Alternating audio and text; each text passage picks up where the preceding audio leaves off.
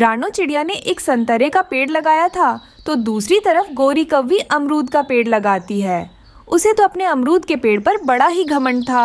रानो, अमरूद संतरे से ज्यादा महंगे होते हैं, तो तू हमारी अमरूद ना चुरा लेना। गौरी, आप ये कैसी बातें करती हो? मैं भला चोरी कब से करने लगी? चोरियां तो हमेशा से आप ही करती आई हो। रानो, जबान संभाल के बात कर वरना मुंह तोड़ दूंगी अगर फिर से मुझे चोर कहा। आपसे बातें ही कौन कर रहा है? मुझे खामा-खा रोक लिया। ऐसे बोलकर रानो अपने घर चली जाती है। गोरी गुस्से में लाल पीली हो गई थी। वो कालू कौवे को सारी बात बताती है। कालू, मैं तो बस चिड़िया को समझा रही थी, लेकिन उल्टा ही मुझे सुना के गई। चोर बोर पता नहीं क्या क्या। उस चिड़िया की ये हिम्मत जो तुम्हें चोर कहे। मैं अभी जाता हूँ और उसकी खबर लेता हूँ। कालू भागा भागा रानो के घर जाता है। रानो, रानो बाहर निकल, मेरी पत्नी को सुनाने की हिम्मत कैसे हुई? रानो घबरा गई थी और जल्दी से बाहर आती है। कालू भैया, क्या बात हुई? आप इतने गुस्से में क्यों हो? चिड़िया, तुमने मेरी पत्नी को चोर कहा। कालू भैया, मेरा वो मतलब नहीं था। फिर क्या मतलब था? आज के बाद दोबारा कभी हमें चोर न कहना, वरना छोड़ूंगा नहीं। कालू भाई, मैंने गौरी से पहले से कुछ भी नहीं कहा। उन्होंने ही मुझे बहुत सी बातें सुनाई। वही मुझसे बोल रही थी मेरे पेड़ से अमरूद चोरी ना करना। अब आप ही बताएं, मैं कभी चोरी करती हूँ? जो गौरी बहन ने ऐसा बोला। मतलब तुम चोरी नहीं करती, चोरी हम करते हैं। फिर से वही बात, तुम्हें सबक सिखाना पड़ेगा। कालू कौवा यहाँ वहाँ देखता और गुस्से में रानो के संतरी का पेड़ उखाड़ फेंकता। कालू अपना गुस्सा इस नन्हे पेड़ पर क्यों निकाला? इसकी भला आपसे क्या दुश्मनी थी? चिड़िया ने इतना बोला ही था, कालू उसके गाल पे खींच के चाटा मारता है। सही कहा, सारा गुस्सा तो तुझ पे ही था। पेड़ खामा खा उखड़ गया। ऐसे बोलकर कालू कौवा चला जाता है। चिड़िया रोती हुई अपने घर में चली जाती है। उसी वक्त उसका बेटा कुक्कू आ जाता है। मम्मा, यहाँ कौन आया था और आपको किसने मारा? कुक्कू बेटा, उस कालू कौवे ने मेरे गाल पे मारा और हमारे संतरे का पेड़ भी तोड़ दिया। इसमें मेरी कोई गलती नहीं थी। हमारे आंगन का पौधा भी टूटा हुआ है। उस कालू अंकल को मैं छोड़ूंगा नहीं। मेरी मम्मा को क्यों मारा? कुक्कू बेटे, वो ताकतवर है, वो किसी पर दया नहीं करते। वो तुम्हें भी मारेंगे। जो हुआ भूल जाओ, मैं कोई और पौधा लगा लूंगी। ऐसे रानो अपने बेटे कुक्कू को समझा देती है और कौवों से दूर रहने को कहती है। एक रोज कुक्कू अपने स्कूल से आ रहा था, तब उसे एक छोटा सा पौधा दिखाई देता है। कितना प्यारा पौधा है, इसे तो मैं घर ले जाऊंगा। मम्मा देखकर बहुत खुश होंगी। ऐसे कुक्कू वो पौधा लेकर घर आता है और मम्मा चिड़िया उसे बड़े ध्यान से लगा देती है। मम्मा, क्या ये पौधा भी संतरे का है? नहीं बेटा, लग तो नहीं रहा, पर जो भी हो बहुत प्यारा है। मैं इस पौधे की खूब देखभाल करूंगी। ऐसे दोनों उस अनजान पौधे का खूब ध्यान रखते हैं, समय समय पर पानी देते। एक दिन कौवा उनके पेड़ के पास से गुजर रहा था तो खूब हंसता है। इस पागल चिड़िया ने नींबू का पेड़ क्यों बो दिया? नींबू तो कोई भी नहीं खाता। जाकर गोरी को बताता हूँ। वो भागा भागा अपने घर आता है और अपनी पत्नी गोरी को सारी बात बताता है। गोरी, उस पागल ने न जाने कहां से नींबू का पेड़ बो लिया, पता नहीं। खट्टे खट्टे नींबू किसे खिलाएगी? कालू, इससे अच्छा तो वो संतरे ही थे, मगर हमें क्या, हमारे तो मीठे मीठे अमरूद लगेंगे। ऐसे वो दोनों पति पत्नी चिड़िया का खूब मजाक बनाते और समय बीतता गया। दोनों ने अपने पौधों की खूब देखभाल की थी। कौवों का पेड़ तो मीठे मीठे अमरूद से भर गया था, तो दूसरी तरफ रानो के पेड़ पे तो खट्टे खट्टे नींबू ही लगे थे। मम्मा, ये तो नींबू का पेड़ निकला। मैं कोई नींबू तोड़कर खा भी नहीं सकता। मैंने मीठा फल खाने का कितना इंतजार किया। कुक्कू बेटा, आप उदास ना हो। मैं आपके लिए कोई मीठा फल ढूंढ कर ले आऊंगी। मैं दाना खोजने जा रही हूँ। मम्मा चिड़िया ऐसे बोलकर चली जाती है, लेकिन कुक्कू तो बहुत उदास था। वो गौरी के घर की तरफ जाता है और उसके अमरूद के पेड़ से दूर बैठ जाता है। कालू, मजा ही आ गया। अमरूद तो वाकई में बहुत मीठे हैं, जरा तुम भी खाओ। गोरी एक मोटा सा अमरूद तोड़कर कौवे को देती है। कालू बड़े मजे से खाता है। दूर बैठा कुक्कू खुद को रोक नहीं पाता। वो धीरे धीरे गोरी के पास आ जाता है। मुझे भी एक अमरूद दे दें, हमारे पेड़ पर तो नींबू लगे हैं। आप चाहे तो हमारे पेड़ से नींबू ले लेना। चिड़िया के बच्चे, हमें क्या पागल समझा है जो अपने मीठे अमरूद के बदले तेरे खट्टे खट्टे नींबू लो। चल भाग यहाँ से, आया बड़ा अमरूद खाने। कुक्कू तो चुपचाप अपने घर आ जाता है और अपनी मम्मा को बिना बताए ही सो जाता है। अचानक रात को काले बादल छा जाते हैं और जोरों की बारिश होती है। गोरी कवि के तो सारे अमरूद नीचे गिर गए थे। कालू, लगता है बारिशों का मौसम आ गया। अब हमें दाने की कोई चिंता नहीं। मैं जल्दी से अपने पेड़ के अमरूद लाती हूँ। गौरी टोकरी लेकर अमरूद के पेड़ के पास जाती है, मगर पेड़ पर तो एक भी अमरूद नहीं था। सारे पके अमरूद नीचे गिर गए थे और बारिश के पानी में फूटकर खराब हो गए थे। गौरी कौवी बहुत दुखी थी। हे ऊपर वाले, इस बारिश को भी अभी आना था। हमारे सारे अमरूद खराब हो गए। अब मैं क्या खाऊंगी? तभी वहां से चिड़िया और कुकू गुजरते हैं। मम्मा, मैं बहुत खुश हूँ। इस गोरी आंटी ने कल मांगने से मुझे एक अमरूद नहीं दिया था, और देखें आज इनके सारे अमरूद बारिश में खराब हो गए। मुझे तो मजा आ गया। चिड़िया के बेटे, चुपचाप यहाँ से चला जा। मेरी तरफ देखा भी तो ये मोटी मोटी आंखें नोच लूंगी। वैसे ही मेरा बहुत दिमाग खराब है। हाँ बेटा, चलो यहाँ से। चिड़िया तुरंत ही अपने बेटे को दूर ले जाती और समझाने लगती है। हाँ कुकू बेटा, घमंड करने से ऐसा ही होता है। मैं एक नींबू पानी वाले से बात करके आई हूँ। अब से मैं नींबू पानी बेचा करूँगी। फिर चिड़िया अपने पेड़ के पास ही नींबू पानी का ठेला लगाती, जिससे आते जाते पक्षी रानों का नींबू पानी पिया करते हैं। इस तरह चिड़िया नींबू पानी बेचकर खुशी खुशी से रहने लगती है। एक जंगल में रानू चिड़िया अपनी बेटी छुटकी चिड़िया के साथ खुशी से रहा करती है। उसी जंगल में और भी तरह तरह के पक्षियाँ अपने लिए मजबूत घर बनाकर रहते थे। उसी जंगल में गोरी कौवी अपने माँ के साथ रहती थी। वो दोनों बहुत ही धनवान थे। गोरी और गोरी की माँ हमेशा दूसरे और छोटे पक्षियों को तंग करते रहते थे। क्या हुआ छुटकी बेटा, ऐसे भागते हुए क्यों आई हो? माँ, हमारे जंगल में धनवान कौवियाँ रहते हैं ना, वो सब पक्षियों की बहुत पिटाई कर रहे हैं। अच्छा, ऐसा क्या हो गया है? चलो अभी चलकर देखते हैं। फिर रानू और छुटकी जल्दी से वहाँ आते हैं। अगर मेरे उधार के पैसे तुम सब जल्द से जल्द मुझे नहीं लौटाए तो मैं हर दिन यहीं आकर तुम सबकी खूब पिटाई करूंगी। ऐसे गोरी और गोरी की माँ गरीब पक्षियों की पिटाई करके वहाँ से चले जाते हैं।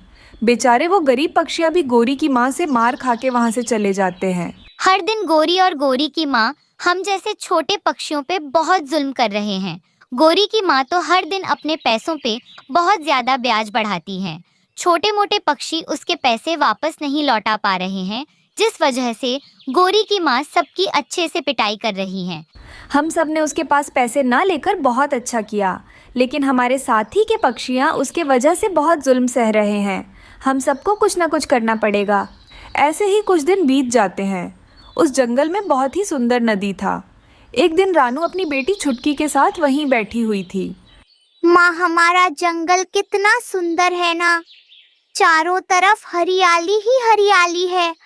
कितना सुंदर जंगल है हमारा। हाँ छुटकी, अगर ये बड़े बड़े पेड़ नहीं रहेंगे तो बारिश की वजह से हम सबको बहुत तकलीफ होती।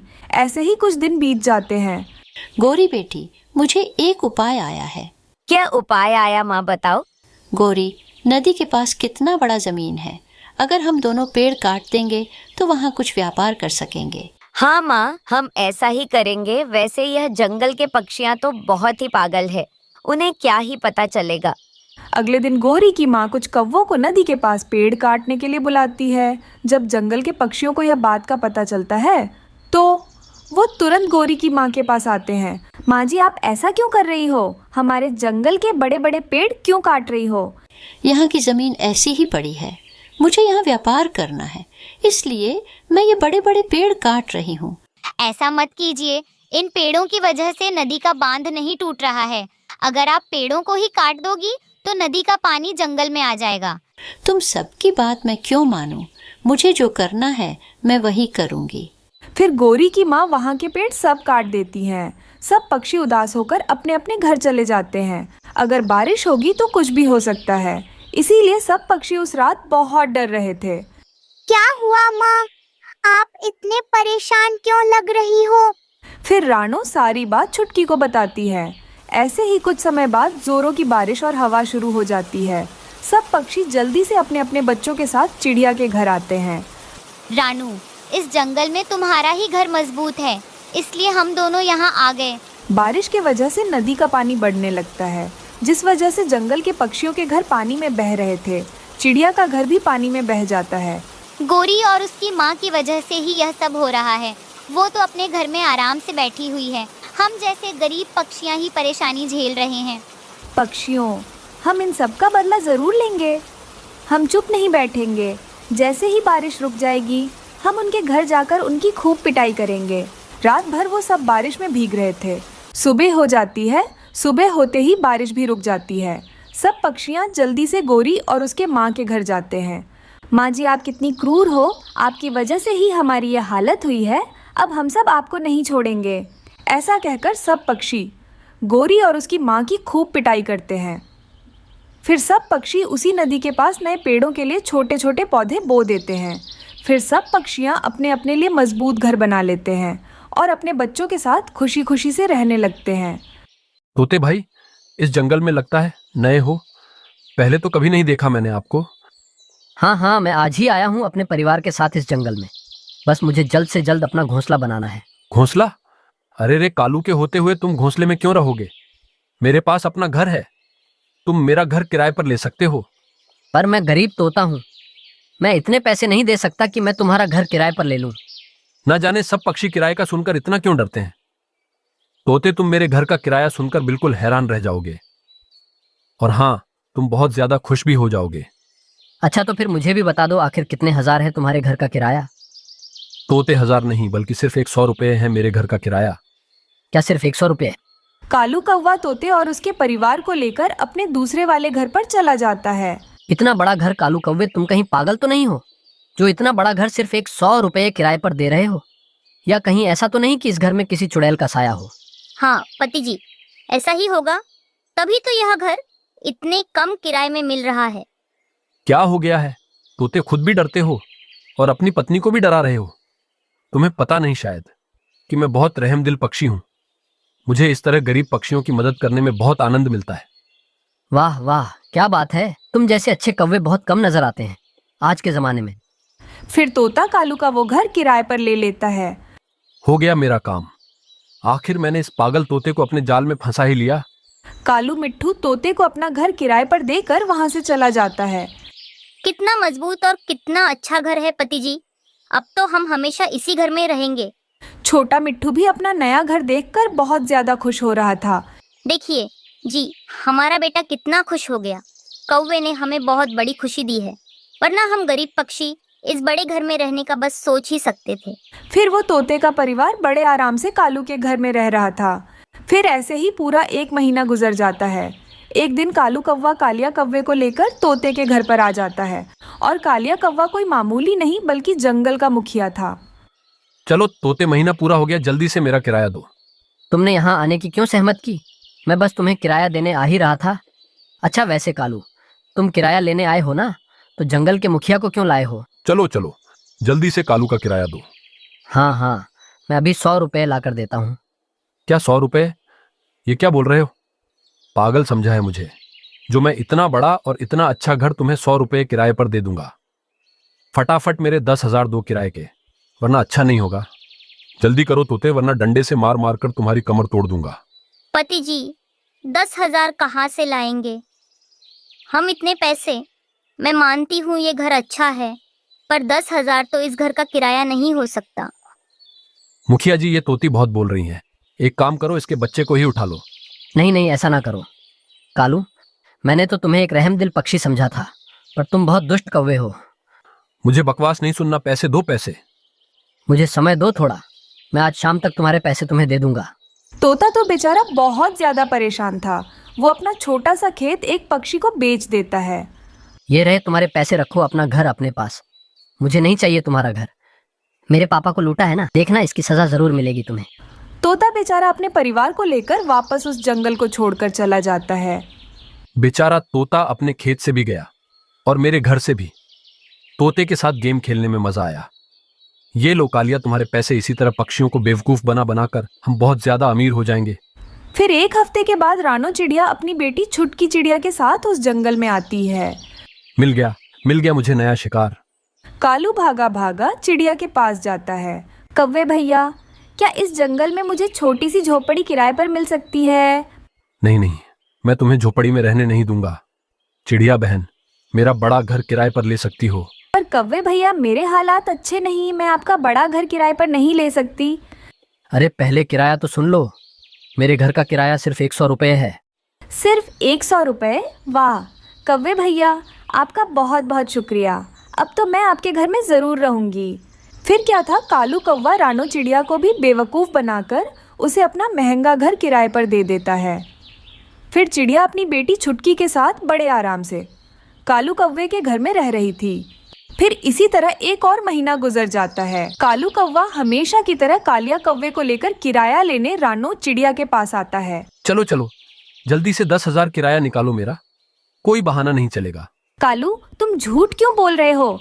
10,000 नहीं बल्कि सिर्फ 100 रुपये किराया है तुम्हारे घर का। अरे मैं क्या पागल हूँ, मैं अपने घर का छोटा सा हिस्सा भी 100 रुपये किराए पर कभी नहीं दूंगा। चलो जल्दी करो चिड़िया, पैसे निकालो वरना तुम्हारी बेटी को ले जाएंगे। बस अपनी ये धमकियां अपने पास रखो कालिया चोर। अरे इसे कैसे पता चला कि मैं कोई मुखिया नहीं बल्कि एक चोर हूँ? तुम जानते हो मुझे कि मैं कौन हूँ? मैं असली मुखिया जी की दोस्त हूँ। मुखिया जी आ जाओ। फिर वो चील मुखिया वहाँ आता है और उन दोनों की अच्छे से पिटाई करता है। फिर वो दोनों चोर कौवे हमेशा के लिए जंगल छोड़कर भाग जाते हैं।